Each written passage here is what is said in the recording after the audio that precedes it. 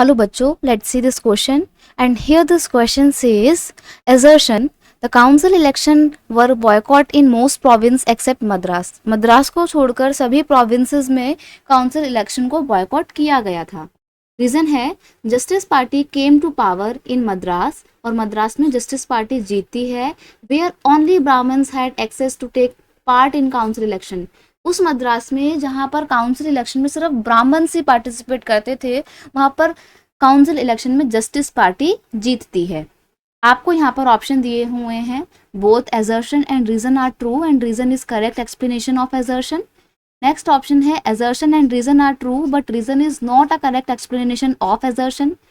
Next option है assertion is true but reason is false. और last option है assertion is false but reason is true. हम यहाँ पर बात कर रहे हैं काउंसिल इलेक्शन की. क्वेश्चन का की कंसेप्ट है काउंसिल इलेक्शन. देखिए ये वाले जो काउंसिल इलेक्शन है ये 1920 के काउंसिल इलेक्शन है. और इन 1920 के काउंसिल इलेक्शन में क्या होता है ना, ये 1920 का ईयर बहुत ही कॉमन ईयर नहीं था, क्योंकि 1920 में नॉन कॉर्पोरेशन मूवमेंट स्टार्ट किया गया था गांधी जी के द्वारा. और गांधी जी ने बोला था कि हमारे को ब्रिटिश गवर्नमेंट को कम्प्लीटली बॉयकॉट करना है, ना सिर्फ उनके इंस्टीट्यूशन को बल्कि उनके द्वारा दिए हुए टाइटल्स को, उनकी पॉलिटिक्स को, उनके द्वारा कंडक्ट करवाए जाने वाले काउंसिल इलेक्शन को भी हमारे को बॉयकॉट करना है. और बहुत सारे लोग मान भी जाते हैं. ठीक है, काउंसिल इलेक्शन पूरी तरीके से पूरी कंट्री में हर प्रोविंस बॉयकॉट करती है, लेकिन मद्रास में काउंसिल इलेक्शन होते हैं क्योंकि मद्रास के प्रोविंस काउंसिल इलेक्शन को बॉयकॉट नहीं करती है. और जब ये इलेक्शन होते हैं तो जस्टिस पार्टी इसमें जीतती है.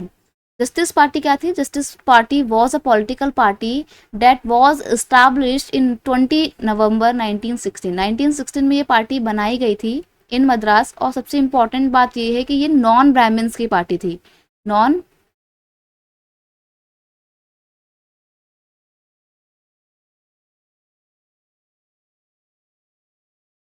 ब्राह्मण्स की पार्टी थी.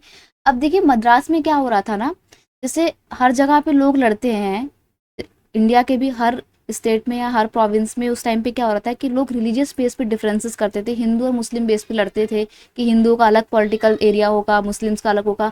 मद्रास में कहानी ये थी कि मद्रास में ब्राह्मण्स और नॉन ब्राह्मण्स के बीच में टसल होती थी.